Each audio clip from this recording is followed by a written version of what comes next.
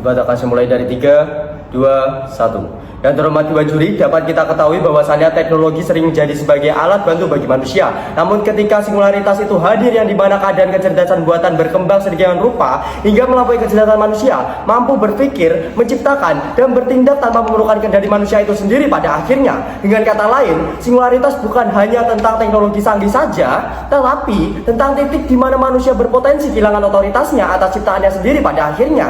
Dapat kita ketahui bahwasannya ini sangat kontradiksi dan jauh dari kata kemajuan yang tak terelakkan, bahkan sebuah janji utopis bahwa teknologi akan membawa manusia menuju kehidupan yang lebih baik ketika sudah menyentuh titik singularitas.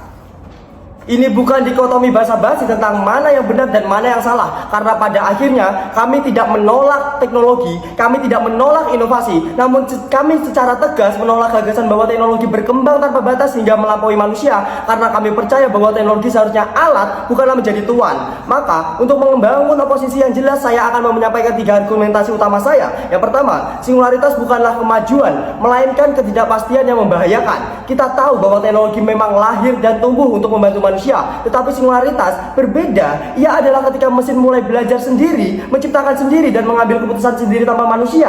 Artinya apa? Artinya kendali berpindah, dan setiap kali kendali berpindah dari tangan manusia ke sesuatu teknologi yang asing, hasilnya adalah berbahaya. Mari kita bayangkan sederhana, di dunia nyata kita sudah melihat sistem algoritma media sosial yang lebih tahu apa yang kita sukai daripada diri kita sendiri. Hasilnya apa? Manusia kehilangan kendali atas perhatian mereka. Pada akhirnya anak-anak hingga orang dewasa terjebak adiksi layar. Masyarakat terpecah karena polarisasi informasi. Itu baru algoritma sederhana saja. Bagaimana jika kecerdasan itu melampaui kita sepenuhnya? Kita ambil kasus nyata pada tahun 2010, ada Wall Street pernah diguncang flash crash ketika algoritma keuangan melakukan transaksi lebih cepat daripada manusia bisa berpikir.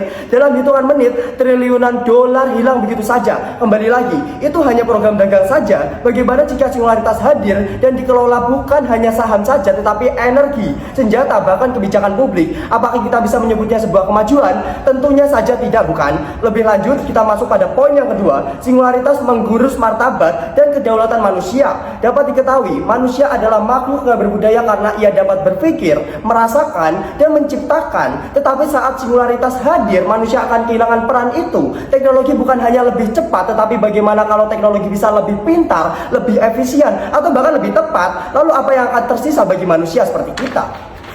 Mari kita lihat dunia kerja saat ini. Mesin menggantikan buruh-buruh pabrik. AI sudah mulai bisa mendesain, mendapatkan informasi, bahkan bekerja lebih cepat daripada manusia. Bayangkan, akan ada sebuah generasi di mana manusia hanya berdiri sebagai penonton di panggung ciptaannya sendiri. Apakah martabat manusia masih ada ketika nilai dirinya hanya diukur dari apa yang tidak bisa dilakukan teknologi? Apakah kedaulatan bangsa masih ada jika semua keputusan politik, ekonomi, hingga pertahanan lebih cepat disusun oleh algoritma asing ketimbang oleh rakyatnya itu sendiri? Kita bisa membandingkan dengan petani dan yang kehilangan tanahnya karena mekanisasi besar-besaran. Awalnya disebut keajuan karena hasil panennya meningkat, tapi di sisi lain manusia tersingkir menjadi asing di tanahnya sendiri. Itulah potret masa depan ketika singularitas tiba, yang dimana manusia menjadi pengungsi di peradaban ciptaannya sendiri. Lalu kita masuk ke yang ketiga, singularitas memperbesar jurang ketidakadilan. Teknologi tidak lahir di ruang kosong, layaknya alam semesta terbentuk karena ledakan Big Bang begitu saja.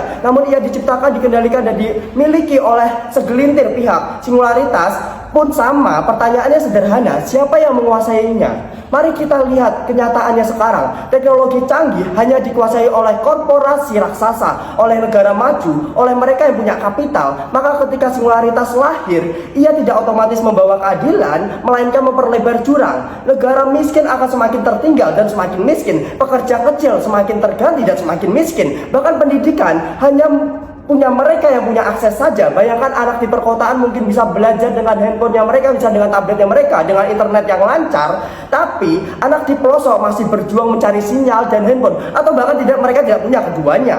Sejarah kolonisme mengajarkan kita di pelajaran sejarah bahwa penguasaan teknologi adalah penguasaan manusia. Dulu bangsa dijajah dengan senjata, sekarang bangsa bisa dijajah dengan teknologi, bahkan algoritma yang diciptakan manusia itu sendiri. Maka singularitas bukan pembebasan, melainkan bentuk kolonialisme baru yang lebih halus, lebih sunyi, dan lebih menjerat. Maka dengan kesadaran penuh kami dari pihak oposisi menegaskan bahwa kedatangan singularitas bukanlah awal dari kebebasan, melainkan awal dari masalah yang baru. Dan tugas hari ini bukan untuk menyambutnya, melainkan menolaknya dan mempertanyakan, mengkritisi, dan memastikan bahwa inovasi kemajuan teknologi tidak merenggut dunia kita. Maka hanya ada satu keputusan rasional bahwa tim oposisi menang. Terima kasih.